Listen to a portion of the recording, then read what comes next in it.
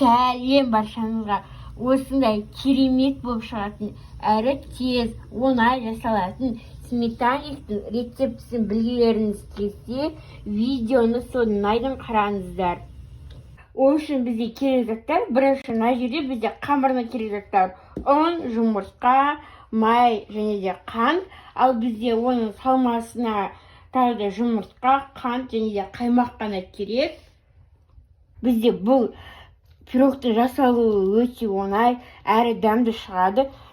Мен бәрін құрамдарын, граммдарын описаниеда жазып қалдырамын. Ең алдымен біз ұнымызды алып, ыдысымызға ситамен өткізе отырып саламыз.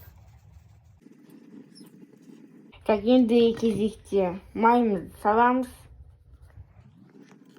Енді кезекте қантымызды саламыз. Енді осының бәрін қамыр болғанша елтін боламыз. Мен мұнда кішкене араластырып алдым. Енді жұмыртқамызды қосатын боламыз. Енді жақсылап тұрып илейміз. Мінекей мен әдемілеп илеп қойдым. Енді бұны пакетке немесе пищевой пленкаға орап, холодильникке жарты сағатқа қойып қоясыздар.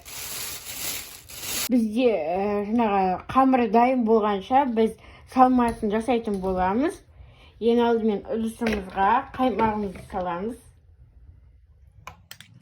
Қаймағымызды салдық, енді қантымызды салатын боламыз. Және де жұмыртқаны бір-бірден қосып отырып, венчикпен немесе вилкамен де араластыруға болады, бірақ миксермен араластыруға болмайды.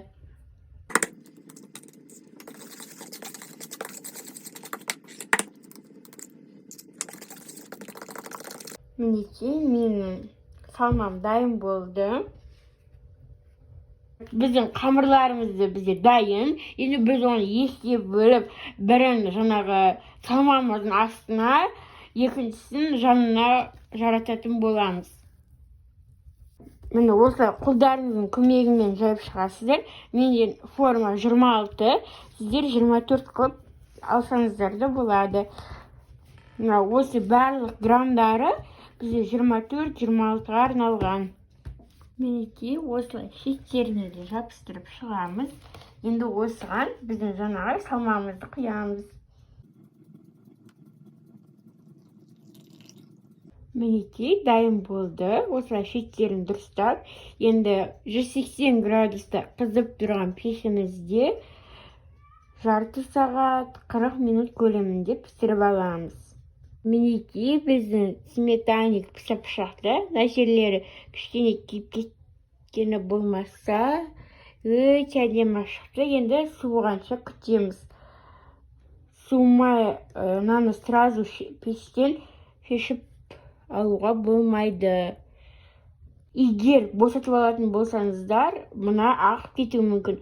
Осылай өзі 2-3 сағаттай толықтай суығанша күтеміз.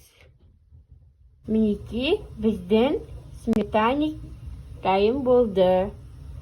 Менде 1,5 сағатта толық суыды. Мені қараңыздар, өте әдемі болып шыққан.